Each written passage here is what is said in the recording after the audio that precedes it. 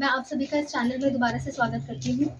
मेरा नाम मांडवी शिवम है और मैं एक बार फिर आज गणेशगढ़ गांव में विकासखंड बबीना जनपद झांसी में उपस्थित हूँ।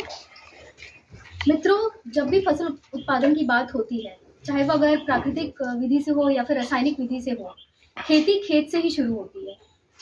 आजकल जो वर्तमान स्थिति है जिसमें हम रासायनिक खेती करते आ रहे हैं, पेस्टिसाइड्स का, फर्टिलाइजर्स का, रसायनों का जो हमने अंधाधुंध प्रयोग किया है अवैज्ञानिक तरीके से, हम सब जानते हैं कि आज हम मनुष्यों में या फिर हमारी जो आसपास की जैव विविधता है वो नष्ट हो रही है, मनुष्यों में बीमारियां आ रही हैं। जितने भी प्राकृतिक संसाधन थे हमारे वो धीरे धीरे क्षीण हो रहे हैं। मतलब उनमें जो उनकी शक्ति थी वो धीरे धीरे ह्रास हो रही है।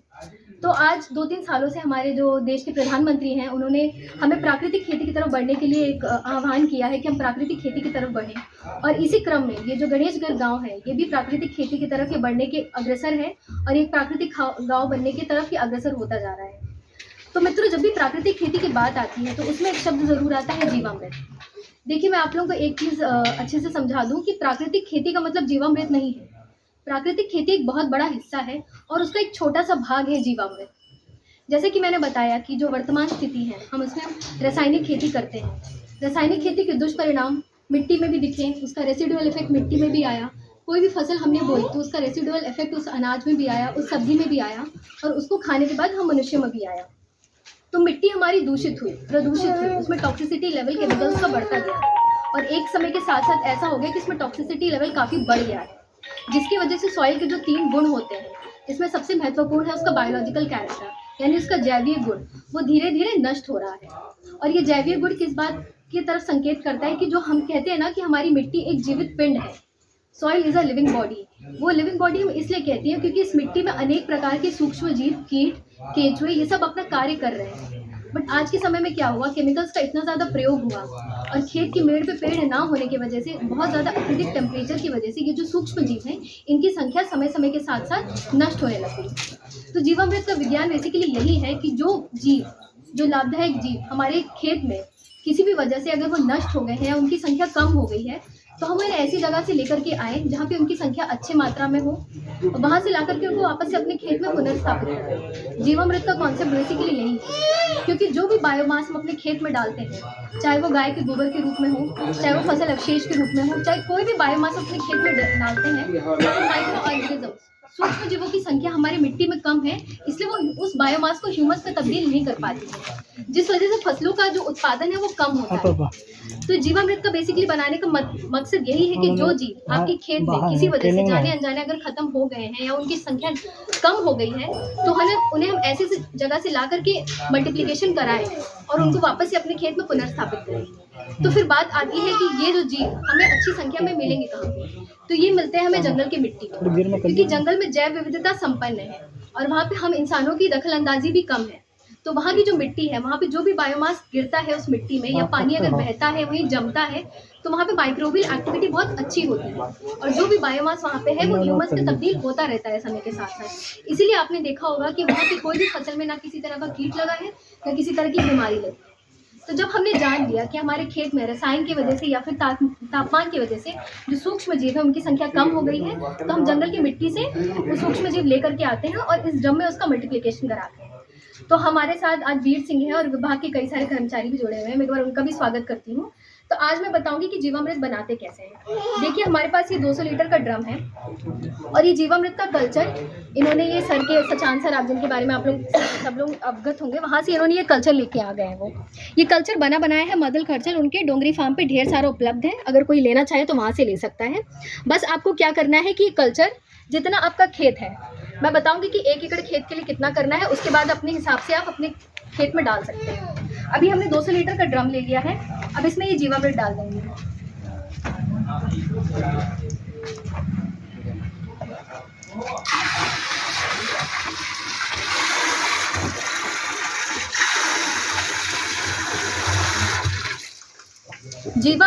जीवामृत का मतलब है जीवों का अमृत। सूक्ष्म जीवों की संख्या इसमें बहुत ज़्यादा है। अब इसमें इन्होंने जीवामृत डाल दिया है तो ऑब्वियस सी बात है कि इसमें माइक्रो ऑर्गेनिज्म की संख्या है। अब ये कुछ खाएंगे, उनको भोजन की ज़रूरत है, खाएंगे तो ये बढ़ेंगे। तो अब इसमें हम आटा, 5 किलो आटा और 5 किलो गुड़ भी मिला देंगे।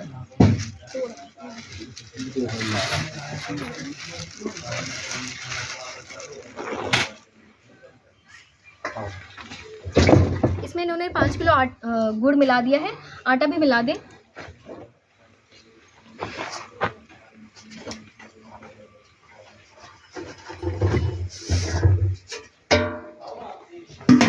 देखिए भाइयों, जो सूक्ष्म जीव, जो जीवामृत आया था उसमें सूक्ष्म जीवों की संख्या अच्छी मात्रा में है। अब हमें इसका मल्टीप्लिकेशन कराना है 2 लीटर के ड्रम में, तो हमने इसको भोजन दे दिया है गुड़ और आटे के माध्यम से। अब कई सारे लोग ये प्रश्न करते हैं कि अगर हम गुड़ की जगह पे चीनी डालना चाहें तो ये जैसे जिसकी उपलब्धता है, अगर किसी के पास गुड़ है तो वो गुड़ डाल दे, और किसी के पास अगर पैसे ज़्यादा है तो वो चीनी भी डाल सकता है। गुड़ सुक्रोज का फॉर्म है, मतलब सुक्रोज है कार्बोहाइड्रेट का एक तरीका स्रोत है। तो ये तुरंत जो जीव है, जो माइक्रो ऑर्गेनिज्म से, ये उनका तुरंत से भोजन बन जाएगा। जैसे ही ये घुलेगा इसमें, वैसे ही इनका भोजन बन जाएगा। तो जो सूक्ष्म जीव है ये गुड़ को तो ले लेंगे, बट जो आटा हमने डाला है इसको 10-15 दिन लगेंगे उस फॉर्म में कन्वर्ट होने के लिए, जब इसका जीव प्रयोग कर पाए। क्योंकि आपको पता है जो आटा है ये मैक्रो पार्टिकल्स है और जो सूक्ष्म जीव है वो माइक्रो है। तो जो चीज़ माइक्रो है वो अपने से छोटी चीज़ को ही ग्रहण कर पाएगी। तो जो गुड़ आपने इसमें मिलाया है वो पानी में मिल करके और जीवामृत में मिल करके वो नैनो फॉर्म में कन्वर्ट हो जाएगा, और ये जो जीव है, जो माइक्रो ऑर्गेनिजम्स है, इस नैनो फॉर्म को वो यूज़ कर लेंगे। बट अभी जो हमने आटा डाला है वो मैक्रो फॉर्म में है, वो 10-15 दिन कन्वर्ट होगा, कन्वर्जन उसका होगा, तब जाकर के वो इन सूक्ष्म जीवों के काम आएगा। तो हमने इसमें डाल दिया है आटा और गुड़, और इस ड्रम को हम पानी से कुछ ऊपर तक भर लेंगे। उसके बाद देखिए, आटे के लिए भी कई लोग प्रश्न करते हैं कि आटे की जगह पे हम बेसन का प्रयोग कर सकते हैं कि नहीं। आप बेसन का भी प्रयोग कर सकते हैं, उसमें कोई दौरा नहीं है, बट ये है कि आटा आप डालते जो सस्ता आपको पड़े, क्योंकि उनको कार्बोहाइड्रेट ही चाहिए।